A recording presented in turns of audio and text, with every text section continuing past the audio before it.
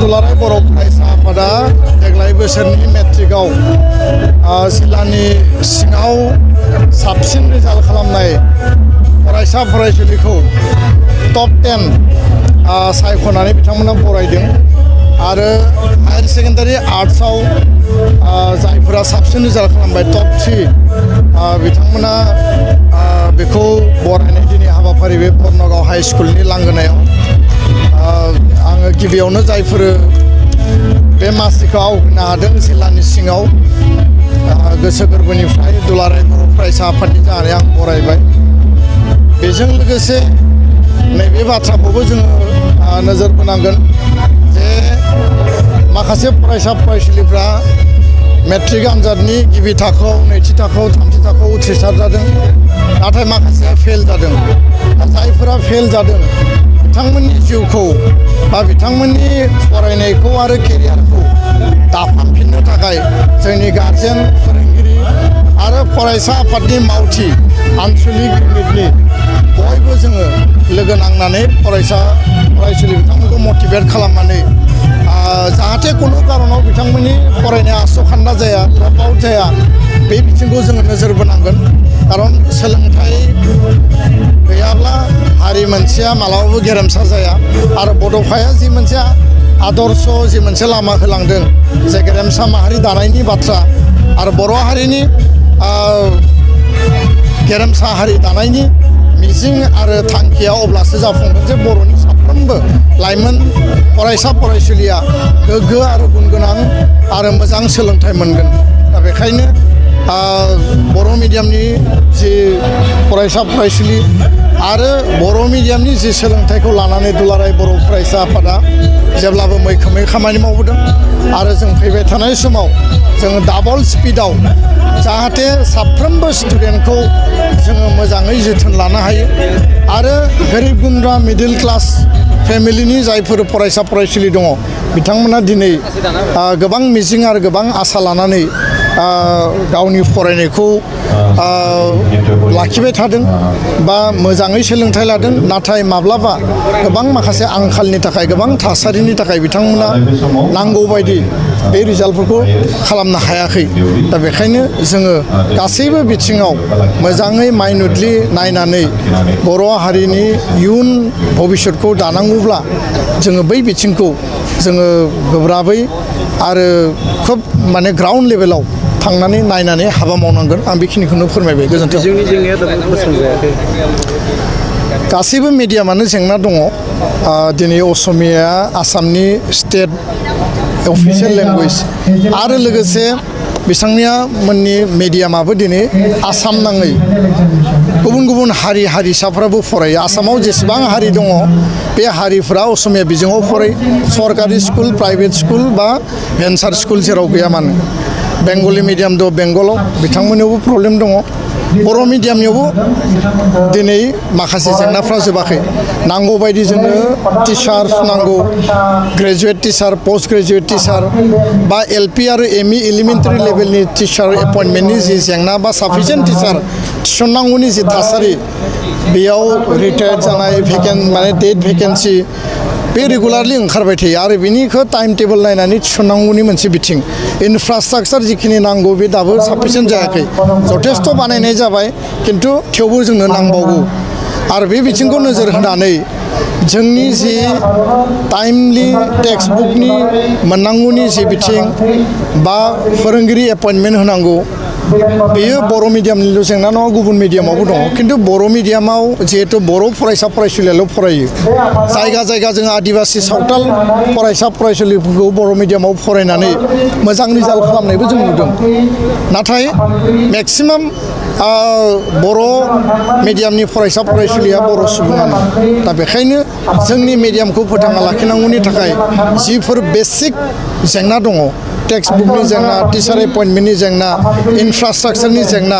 बे जेंनाफोरखौ जोङो फोजोबस्रांनानै बर' मिडियामखौ मजबुतै जोङो गार्जेन्सनियाव पेरेन्टसनियाव टिचार्सनियाव कमिउनिटिनियाव मोनसे कनफिडेन्स बिल्डआप खालामनांगोन जे बर' मिडियामजों गुन गोनां सोलोंथाइ लानो हायो मोनफ्रोमबो बर' मिडियाम स्कुलाव मोजां सोलोंथाइ लानो हायो आरो डेडिकेटेड आरो कमिटेड टिचार्सफ्रा जाहाथे मोजां सोलोंथाइ होयो बिनि थाखाय जोङो मोनसे एनभायरनमेन्ट बिल्डआप खालामनांगोन आरो बिनि थाखाय जोंहा बहुत खामानि मावबावनांगौ दङ आं बे बिथिंखौल' फोरमायबाय गोजोन्थों बर' बिजोंजों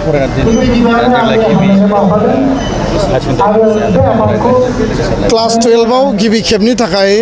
हायार सेकेन्डारि लिरनाय जादोंमोन आर्ट्सआव आरो बेनि रिजाल्टआ जथेस्थ' मोजां जोङो बेखौ गिबि हिसाबै बेयो जोंनि मोनसे चेलेन्जबोमोन आरो बे मोनसे जोंनि माने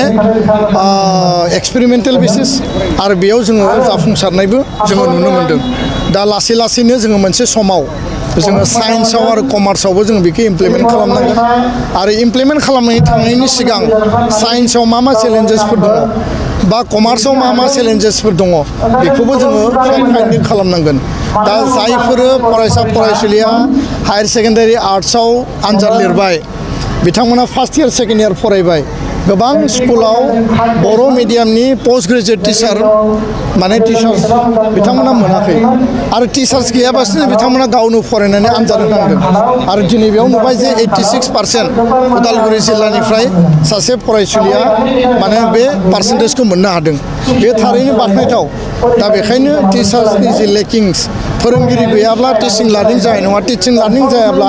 पलिटिकेल साइन्स एडुकेसन फिलसफि हिस्ट्रि जि साबजेक्टआनो जाया मानो बेखौ नों मोजाङै बुजिनाय नङा आरो मोजाङै बुजियाबा रिजाल्टआ मोजां फैनाय नङा बेखायनो जोंहा हाबा मावबावनांगौ दङ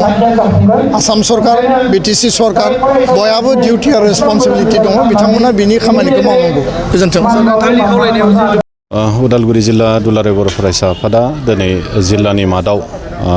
नैबे 2025 मायथाइनि मेट्रिक आनजादाव बर' बिजोंजों फरायनानै उथ्रिसारनो हानाय टप 10 आरो लोगोसे हाई सेकेन्डारि आनजादाव बर' बिजोंजों फरायनानै टप 3 मासि आवग्रिनो हानाय फरायसाफोरखौ जों दिनै बरनगाव गोजौ फरायसालियाव बरायनाय हाबाफारि जोङो खुंफुङो खोब दखरा आफादफोरनि बाहागो लानाय आरो नैबे फरायसालिनि फरायसाफोरनि बाहागो लानाय आरो जोंनि माखासे हांख्रायनानै लाबोनाय जिखिनि गाहाय आलासि मानगिरि माननि आलासि बिथांमोननि बाहागो लानायजों खोब गाजा गोमजायै दिनैनि बे हाबाफारिया जाफुंसारो आरो जों मिजिंथिदों दिनैनि नैबे हाबाफारिनि गेजेरजों जिहेतु बरनगाव नैबे ओनसोलाव आरो बे गोजौ फरायसालियाव खोब बिराद मोजां पास पार्सेन्टेजखौनो जों मोनबोआखै थांनाय गोलाव समाव बेवहाय माने फार्स्ट डिभिजन मोननायाथ' आलादा बाथ्रा किन्तु पास पार्सेन्टेजआनो माने बिराद मोजां मोनसे पास पार्सेन्ट जे 60, 70, 80 बेबायदि पास पार्सेन्ट जों मालाबाबो मोनबोफेराखै देग्लायबो माने बर' बिजोङाव फरायनायनि जिथु पास पार्सेन्ट बियो 30.76% आरो ओभारअल बेयावहाय मिक्स मिडियाम हिसाबै बे ओनसोलाव मोनसेल' हाई स्कुल उदालगुरिनिफ्राय प्राय 5 किलोमिटार गोजाननि हाई स्कुल दा बेयावहाय मिक्स मिडियाम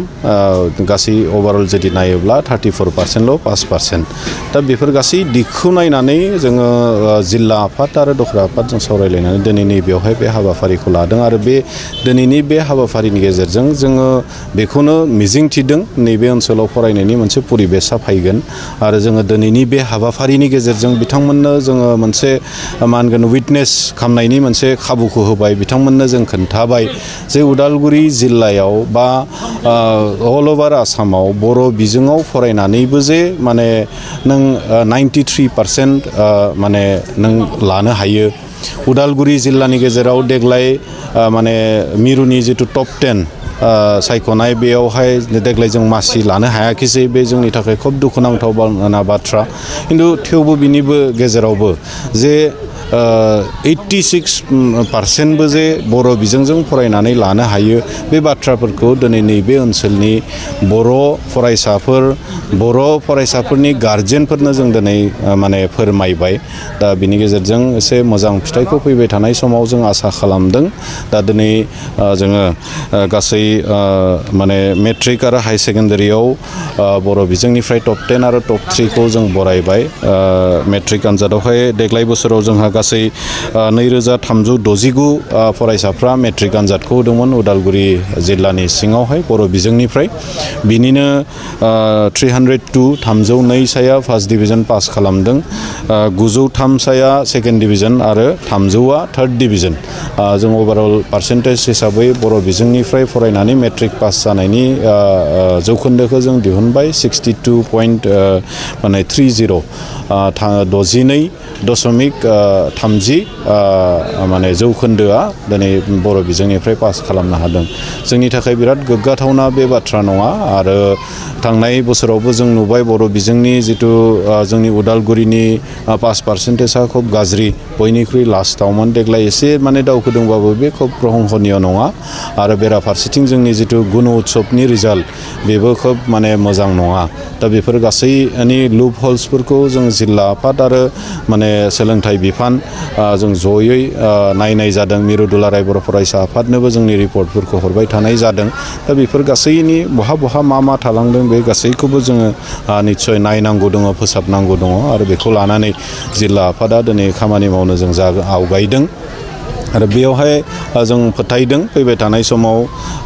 माने जोंनि जितु रिजाल्ट बे आरो साबसिननिफ्राय हामसिन जालांगोनखौ जोङो बे टारगेट खालामनानैनो दिनै हाबाफारिफोर रनसायनो जों आवगायदों खामानि मावनो जों आवगायदों बे गासैयावबो बयबो उदालगुरि जिल्लानि साफ्रोमबो अभिभाबक स्टुडेन्टफोर गासैनिबो हेफाजाब मददखौ जोंनो निस्सय नांगोन फैबाय थानाय समाव जोंनि रिजाल्टखौ मोजां खालामनो थाखाय दा बेखाय साफ्रोमनिबो हेफाजाब मददखौ फैबाय थानाय समाव मोनलांगोनखौ आं मिजिंथिबाय बेखिनियानो थेंक इउ